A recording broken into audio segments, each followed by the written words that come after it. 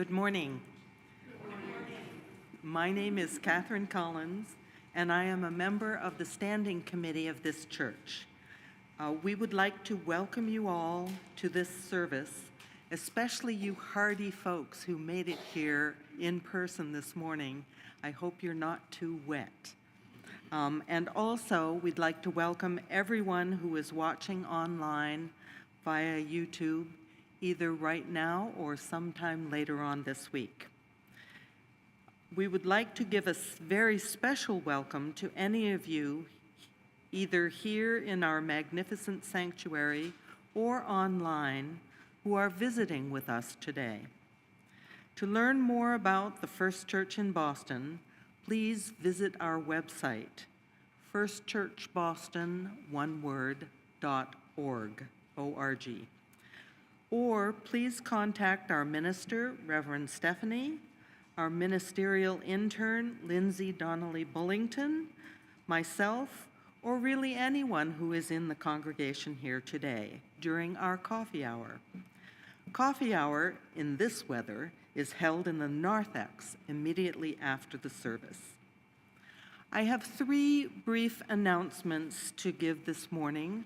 First of all, right after coffee hour, around 12:30, we'll have an artist's talk with Alex Khalil. He is the creator of the lovely quilts that you see in the narthex.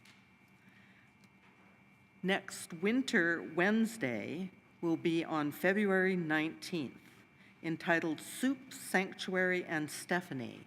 It is hosted by Sanctuary Boston, which is a progressive spiritual community, and it will be at 6 p.m. on Wednesday, February 19th. And then on February 23rd, we are inviting all of you to come and share your ideas for a fundraiser that we're planning for May 3rd. If you'd like to know more about these events, please look in your order of service. Again, thank you again for being here today. Let our service now begin.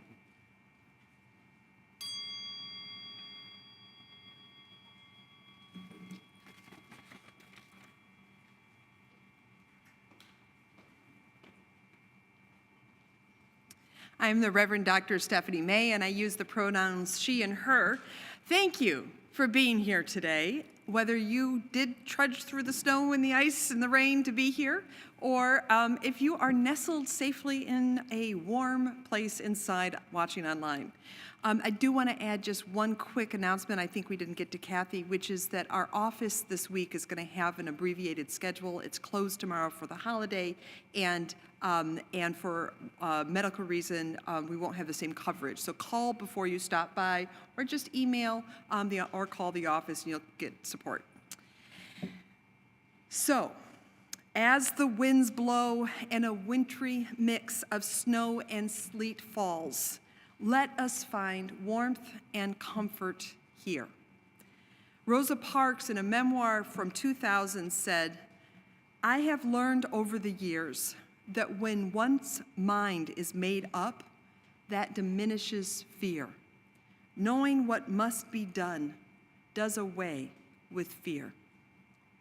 On this blustery day, may our fears be diminished by coming together, by reminding ourselves of the values we share, and by renewing our intention to live by those values. Let us now join in affirming our intention for why we gather by rising and saying together our affirmation, which is printed in your order of service, as I light the chalice, symbol of Unitarian Universalism. Love is the spirit of this church, and service is law. This is our great covenant, to dwell together in peace, to seek the truth in love, and to help one another. I invite you now to take a moment to greet one another and to wave to all those smart people at home.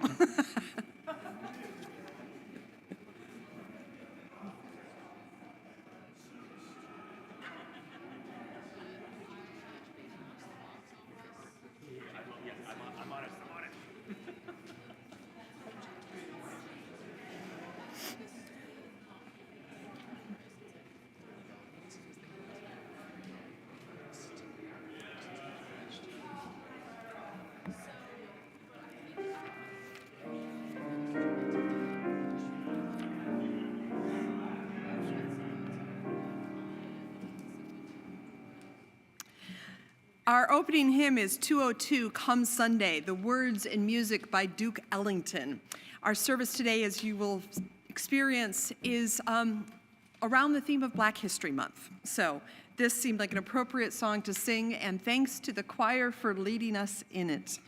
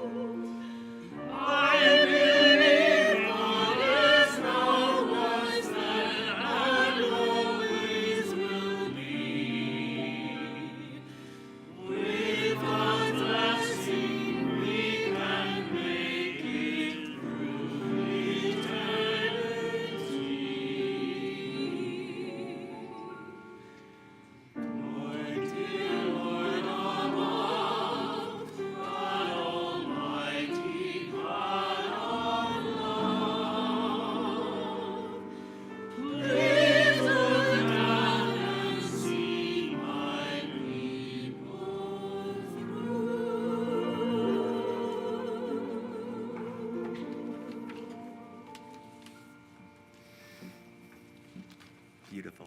Please have a seat. Please have a seat. I'm Reverend Hank Peirce. My pronouns are he, him, and his.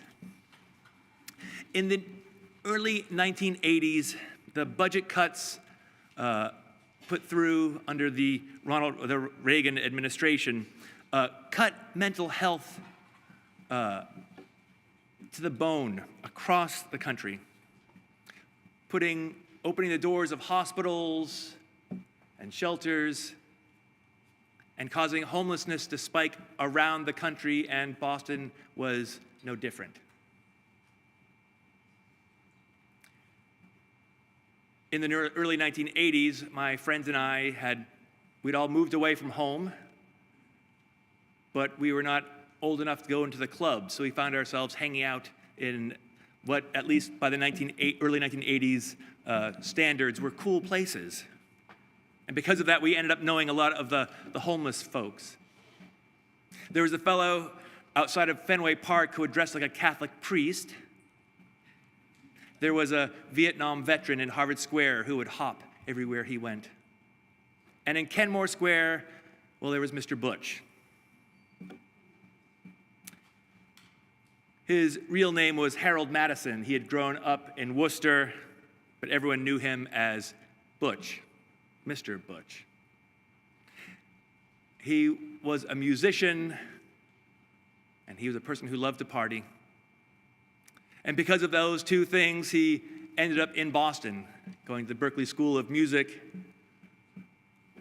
But it was the second part that got him out onto the streets. And Mr. Butch would talk to anyone and everyone. He would chat with you, and then after a little while, he'd say, "It's time for you to pay your taxes to the mayor," looking for a handout. You see, he was known as the king of Kenmore Square, and then when Kenmore Square was getting spruced up later on in the late 80s and early 90s, he moved to Allston, where he became known as the mayor of Allston. In a city that has perfected the art of ignoring each other,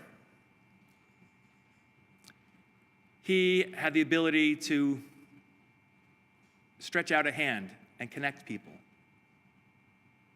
I mean, Boston is really good at us ignoring each other. I think this is why we don't use our blinkers on our cars when we travel, right? Because if we actually, they actually work, but by not using them and sort of drifting into another lane, we're sort of saying, we're not acknowledging that there are people behind us that we are in a relationship with.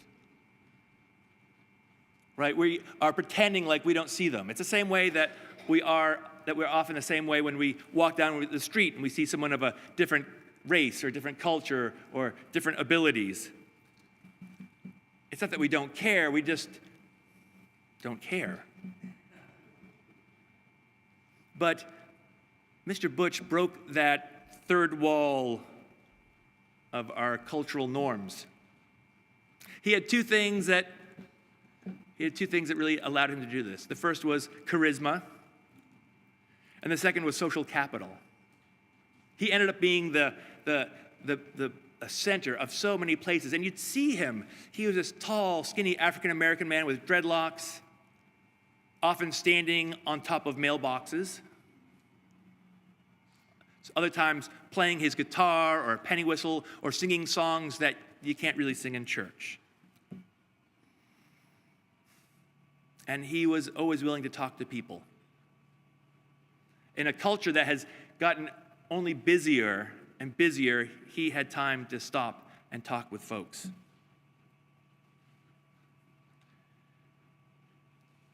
In his ways, he helped us not only to recognize his humanity, but our own. When he died 18 years ago, almost 18 years ago, his obituary and his obituary in the Boston Globe, and then all the comments, he had, as of this morning, 447 people who wrote on 38 pages. That's more than anyone else in the history, still in the history of those online obituaries. Up at that point in 2007, a Harvard professor had died and there were 11 pages. He had 38 pages. When he died, his siblings came in from Worcester. They were able to hopefully see him maybe once or twice a year at the most. And they were astounded that there was a parade down Harvard Ave in Allston. 1,000 people had shown up. Every storefront on Harvard Ave had a giant poster of Mr. Butch in the window. And then when we took the turn to head to the church where we were going to have the service, we walked past the fire department, and they had 2 of their ladder trucks out, forming an arch for everyone to parade under. At that service and online, you will find stories of all the wonderful things, all the wonderful connections that he made throughout the world, and certainly during his lifetime. And I have to admit that at times I felt uncomfortable because people would adopt him as their alternative homeless person. But Those are my issues. He needed to survive, and often he acted out of his addictions. He was acting out of his humanity. His vulnerability is perhaps what drew people into him. It's important to remember his humanity and not to romanticize it. He wasn't an advocate for the homeless. He was an advocate for Mr. Butch. But when I think of his life, I think of the ways that he went through the world. And I realize there's so much for us to learn. He saw everyone as being fully human. At the end of the book, The Wizard of Oz, the great and powerful Oz says to the Tin Man, "A heart isn't measured by how much you love, but by how much you are loved by others." A good idea for us to think about in the coming weeks and days. Amen. And now, our wonderful choir.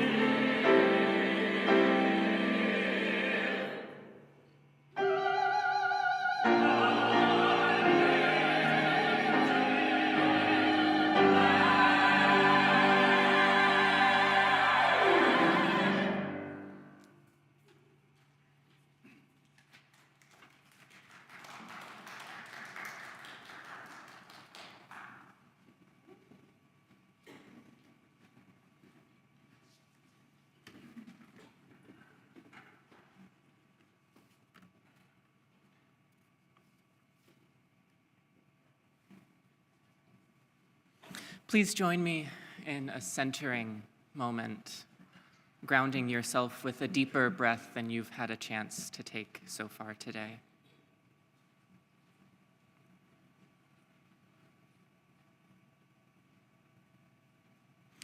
Pray with me in many holy names. Spirit of life and love, you dwell here in the space between us. Thank you for making this place special when we gather with the magic of our connections. May we nurture the relationships within and without this gathering to widen our circles of care. God of wonder, you dwell here in our curiosities and our quests for meaning. Thank you for our perpetual transitions. May we continue to orient towards meaning and goodness. Some put their faith in efficiency, in bottom lines, in borders. May we find in this world many opportunities to orient around an open and embracing love. May this prayer extend near and far. We pray for those losing employment, for those who fear for their benefits, for those who are already learning to do without.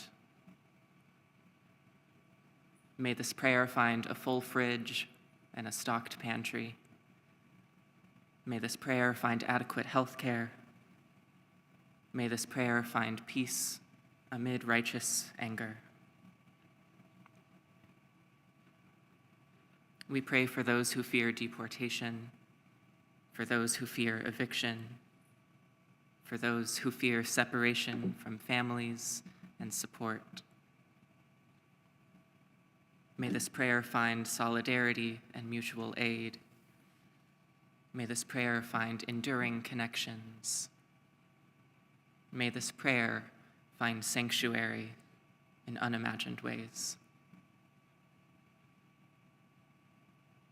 Abundant love, thank you for your enduring presence amid anxiety, trauma, and hardship. Where the harbor rises, we find you at the frozen frog pond. Where the trash accumulates in the Charles, we find you among those who organize to clean it.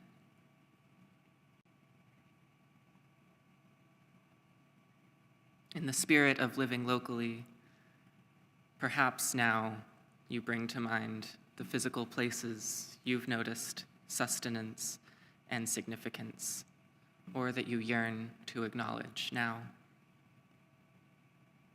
I invite you to join your prayers to mine in a time of shared stillness, followed by a brief musical meditation.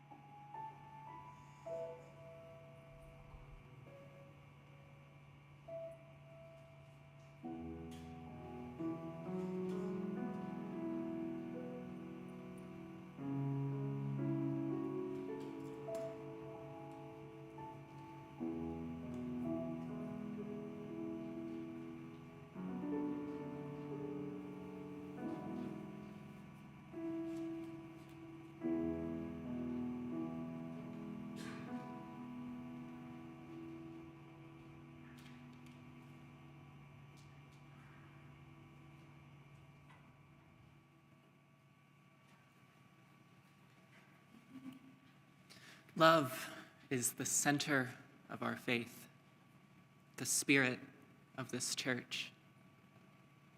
We show love to this church through the donations of our time, talent, and treasure.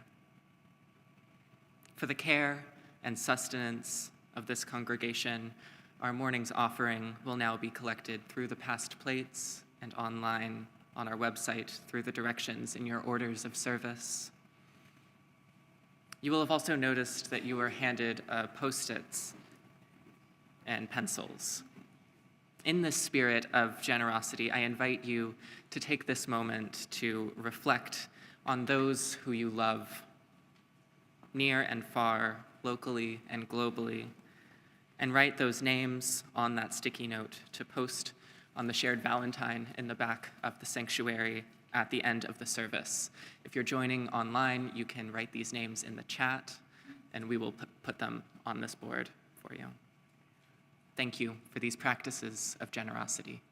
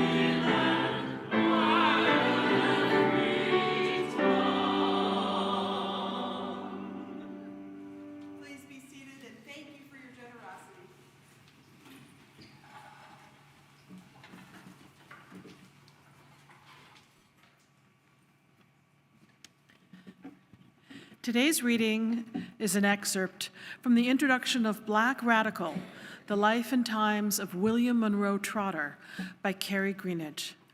Trotter was a journalist and civil rights activist in Boston in the early 20th century. For 30 years, he published a weekly newsletter called The Guardian. Trotter's nearly endless public protest, state house petitions, and defiant confrontation with white power brokers popularized grassroots civil rights mobilization decades before the Congress of Racial Equality organized one of the first sit-ins at segregated movie theaters and downtown hotels.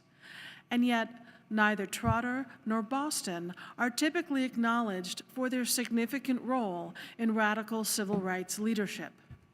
Beyond Black Bostonians' roles as radical abolitionists in the decades before the Civil War, or the city's dubious distinction as the most racist city in America, the city of the Cabots and the Lowells is frequently dismissed as a gateway to Black success rather than an incubator for Black radical politics. In fact, it was a stomping ground for both Malcolm X and Martin Luther King Jr., the site of inspiration for editor Pauline Hopkins and Harlem Renaissance writer Dorothy West. Its surrounding area, particularly renowned institutions across New England, were also significant in the ideological development of President Barack Obama, Senator Edward Brooke, and former Massachusetts Governor Deval Patrick. If the violent backlash against school busings in the 1970s has permanently emblazoned in the popular mind the image of Fred Landsmark being beaten with an American flag at City Hall, then the idea that Black Bostonians are clannish and provincial, that they have little effect on national discussions of racial politics, is equally ubiquitous. Indeed, some continue to believe the dubious claim that an African American community of such a relatively small size has little effect on national conceptualizations of race and politics. Still, between 1901, when the first issue of The Guardian appeared in Boston, and 1934, William Monroe Trotter placed Boston at the center of radical African American politics and forced the overwhelmingly white city to live up to the most progressive version of itself.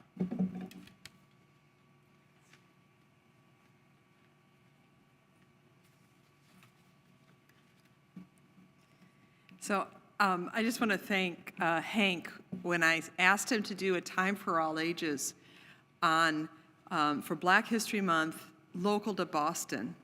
I'm like, that's a tall order. I wasn't sure where he would go with that, and especially as a story for all ages. Anyway, so I thought that story about Mr. Butch was just powerful, and following that with Lift Every Voice and Sing, that sense that Mr. Butch, I felt like you were singing it for Mr. Butch. Every voice being heard and lauded. And so now I'm going to tell you the story of William Monroe Trotter, at least a piece of it.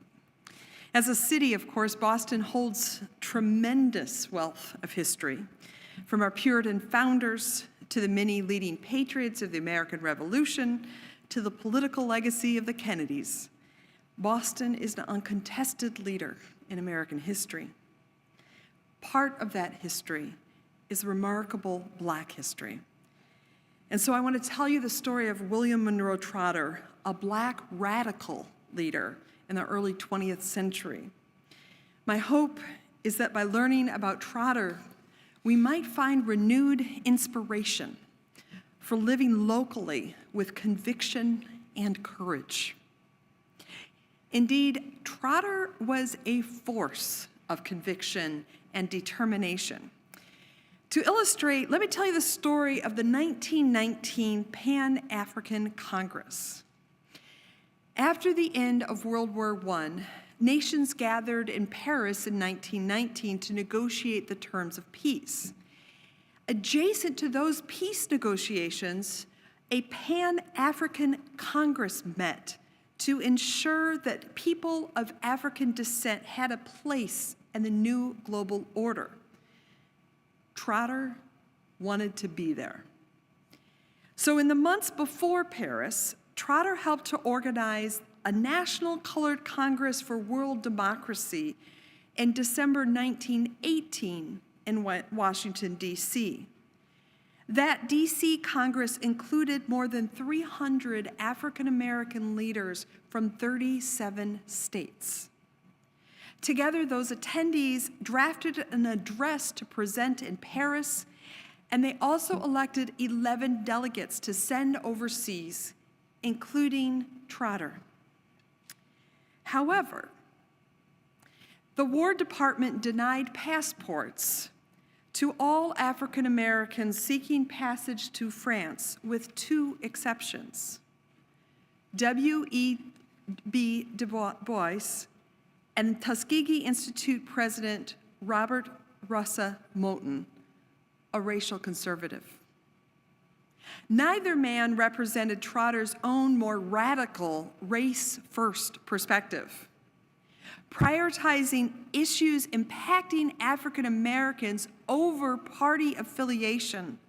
Trotter believed firmly not only in racial equality, but in the agency of African Americans to know what was best for them. For Trotter, African Americans needed full civil rights as promised in the Constitution, without accepting segregation or conciliatory gestures from white politicians of either political party. This approach did not win him favor with those issuing passports. Even so, Trotter remained determined to get to Paris. In a 2020 biography of Trotter, Carrie Greenidge reports that Trotter took a crash course in cooking so that he could get a place on a ship as a chef to sail to France. And then at Havre, on the coast of France, Trotter slipped off the ship to mail a letter and then made his way to Paris. While the peace treaty had already been sent to Germany for signature, Trotter still presented the D.C. Congress demands to all the delegates gathered to make them aware of the racial situation in America. Although the final treaty did not reflect these demands, Trotter's international advocacy on behalf of African Americans made waves in the press back home. I found this story astounding, and I knew none of it before I read this biography. Have you ever heard Trotter, this story? Yeah. Over the years, I have become aware of all I do not know about Black history and the history of Black resistance. A few years ago, I set out to remedy some of my missing knowledge by visiting the Museum of African American History and walking the Black Heritage Trail here on Beacon Hill. While vaguely aware that this area had been a site of African American residences, I had not envisioned the thriving community that existed on the north side of Beacon Hill and Boston's West End. From opening the first public school for African American children, to hosting innumerable lectures, concerts, and worship services at the African American Meeting House, this Boston community cultivated economic, social, civic, religious, and political networks. African American residents of Boston later began to move to the South End and the adjacent Lower Roxbury. William Monroe Trotter's own life reflects this geographic shift, as well as a keen awareness of his place in Boston's Black history. His own father had been a soldier in the famed Massachusetts 54th during the Civil War. After the war, his father became a political activist, a radical political activist in Boston, as well as a federal employee, including a lucrative 2-year post as Recorder of Deeds in Washington, D.C. So raised in relative comfort, William Monroe Trotter graduated from Hyde Park High School and then Harvard College. After struggling to find employment fitting his education, Trotter began both his own real estate business and a weekly newspaper, The Guardian. Significantly, to publish The Guardian, Trotter rented the same downtown office space on Tremont Street that William Lloyd Garrison had published the 19th century abolitionist paper, The Liberator. Located near the State House and amidst a sea of white businesses, the impact of The Guardian was felt in Boston and beyond. Indeed, as an affordable weekly paper, The Guardian was picked up and read across class lines in cities across the nation. So picking up the fight from his father's generation for Black suffrage and racial equality, the effective removal of Black suffrage in southern states enraged Trotter. After decades of failing to guarantee either Black suffrage or civil rights, Trotter did not trust the Republicans, that party of Lincoln. In The Guardian, Trotter boldly spoke up on these issues and did so in a direct, even angry manner that was indeed radical for the time. In contrast to the radical Trotter, the most prominent African-American voice of the time was Booker T. Washington, president of the Tuskegee Institute. But to Trotter and other radicals, Washington was an accommodationist who accepted the status quo of segregation in exchange for a handful of political appointments to weak positions in the federal government. And while Trotter and intellectual leader W.E.B. Du Bois initially collaborated in 1905 in the Black-led Niagara movement, from which eventually the NAACP would come, the two of them fell out when Du Bois included persons Trotter had grudges against. Let's just say that author Greenidge portrays Trotter actions in this episode as less than fully mature, even referring to them as tantrums. So Trotter wasn't perfect. And yet, by building a coalition across class lines to support his race-first politics, Trotter did something that neither Washington nor Du Bois managed, and all from Tremont Street in downtown Boston. When Trotter died in 1934, the power of the coalition Trotter built was evident. As Greenidge writes, alone amongst his contemporaries, William Monroe Trotter appealed to the Black genteel poor from Boston to Cleveland, while attracting the ire, the uncomfortable tolerance, and eventually the begrudgingly respect of the colored elite. At his death, everyone from Harlem politician Adam Clayton Powell Jr. to Howard University conservative Kelly Miller, to Pan-African community socialist George Padmore, offered Trotter their heartfelt thanks. Quote, without the Guardian of Boston, Adam Clayton Powell stated, the teeming masses in Harlem, in Chicago, in Detroit would have no heroes. Trotter was a hero in his era because he spoke out without apology for racial equality. He did this as a columnist in The Guardian, as a public speaker in innumerable rallies he organized at Faneuil Hall, in the race-first organizations and institutions he helped to establish, and even when he met the president twice.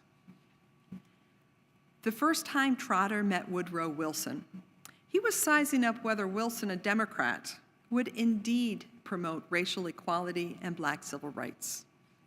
Trotter was impressed by Wilson's demeanor towards him and apparent sincerity in listening to Trotter's concerns. And yet, when Wilson became president, he segregated the federal workforce. And so when Trotter next met the president, he expressed his dismay in no uncertain terms to Wilson. While Wilson's administration would not change course, Trotter nonetheless became a hero for doing something astounding, speaking up for equality without apology to the President of the United States as a black man. Speaking bold truth to power takes courage, especially when those in power have the tools to inflict harm and damage upon those who challenge them. This was true for Trotter. This is increasingly true today as well. Personally, I've never been comfortable with identifying as a radical. I've been much more in the white liberal camp of working within systems to make things better over time, which is why reading Trotter unsettles me. Looking back, Trotter so clearly seems to be right in his advocacy for racial equality, black suffrage, and the enforcement of the 13th, 14th, and 15th Amendments. And Trotter's demand for full racial equality remains unfilled today. More than a century of protest policies and programs have not eradicated racism or racial inequality. In fact, we are going backwards with the weakening of the 1965 Voting Rights Act, the recent erasure of diversity, equity, and inclusivity or DEI programs, and the open embrace of white Christian nationalism at the highest levels of government. In this moment, simply telling you the story of William Monroe Trotter in recognition of Black History Month can be read as a political act. And yet, 2 years ago, I preached a version of the same sermon at another church with the same message of racial equality. As a Unitarian Universalist and a religious liberal, my sermon emerges from the shared value of equity, the conviction that every person is inherently worthy and has the right to flourish with dignity, love, and compassion. I do not believe in a God or cosmos where some people's lives matter more than others, or where some people's histories merit telling while the stories of others are silenced. The God of my understanding loves us all. This is universalism without exception. Speaking out in defense of the value of equity while also condemning actions that erode equitable treatment of people is a religious commitment for me and for Unitarian Universalism. While such principles of equity may be both religious and universal, the effort to protect equity so often emerges in a local and particular context. Trotter organized people here in this city, gathering crowds at Faneuil Hall, as generations before him had done in the fight for freedom from kings and enslavement. Trotter published issue after issue of The Guardian for 30 years from Tremont Street, putting out information and arguments in the hands of a diversity of people to build coalitions of action. By referencing the generations of activists in Boston before him, Trotter located his own actions within a rich legacy of resistance to fuel ongoing change. As a congregation, deeply rooted in the history and place of Boston, I believe we can find inspiration in the stories of Black resistance to meet our own moment. Like so many white allies before us, we can choose to respond to the calls for racial justice and an equitable society by joining coalitions and actions led by Black activists and others most impacted by injustice. We can choose to deepen our knowledge and understanding of Black history here in the city by reading a book like Trotter's biography, visiting the African American History Museum on Beacon Hill, or taking a walking tour of Roxbury from the youth of the UU Urban Ministry. And you can choose to get more involved in the work of the UU Urban Ministry. We're having an info session about their programs on Sunday, March 9. I know that this is an overwhelming and fearful time for so many people. And there are very many reasons to be concerned. And even as we must care for our own well-being, we must also reach out to one another, especially to those such as Black folks, immigrants, and trans folks who are being targeted right now. I do not mean to suggest that I have all the answers or a 10-point plan of action. What you and I do have are the values that ground and guide us. Values such as equity that challenges us to side with love for all. These are general principles, and they are values that can guide how we live locally. In this time of fear, we need one another, not as metaphor, but as local communities that intentionally strive to embody the values we cherish. There is much I do not know about history, this moment or what will come. But from Trotter and so many others who have fought for a better world, I know there is power in coming together. So let us gather here and let us seek ways to connect with others in powerful coalition here in the city of Boston and beyond. May it be so. Amen. Our closing hymn is in your teal hymnal, 1051, We Are. It's a beautiful song that talks about the ancestors, and I think in Trotter's case gives a great example. Drawing from the ancestors can inspire action for our moment.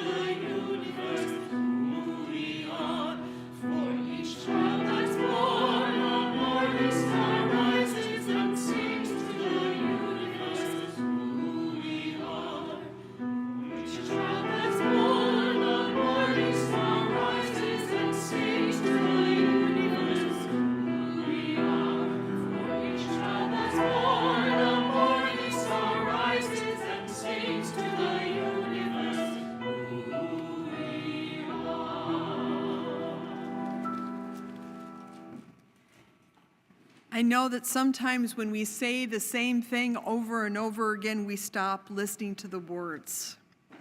So today, I challenge you to listen to these words and think about what it would mean to live by them this week. We extinguish this flame, but not the light of truth, the warmth of community, or the fire of commitment. These we carry in our hearts until we are together again. As a reminder, please stick your Valentines on the Valentine in the back. And I didn't get it into the e-news, but there's a whole day of action this Wednesday. Look online, there's some flyers outside. 11 of us were at an action on Friday with over 1,000, some people said 2,000 people on Boston Common. 11 of us in a congregation that registered 109 members, a tenth of the church. Members, at least. There's a lot more of you, too, I admit. Okay.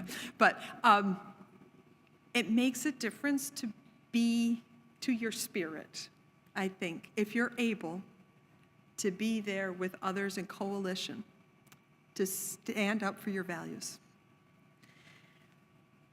Sustained by our connections to each other and to all that is holy, let us go and be beyond these walls, engaging across difference, loving with abundance, and working together to sustain our shared world. Blessed be.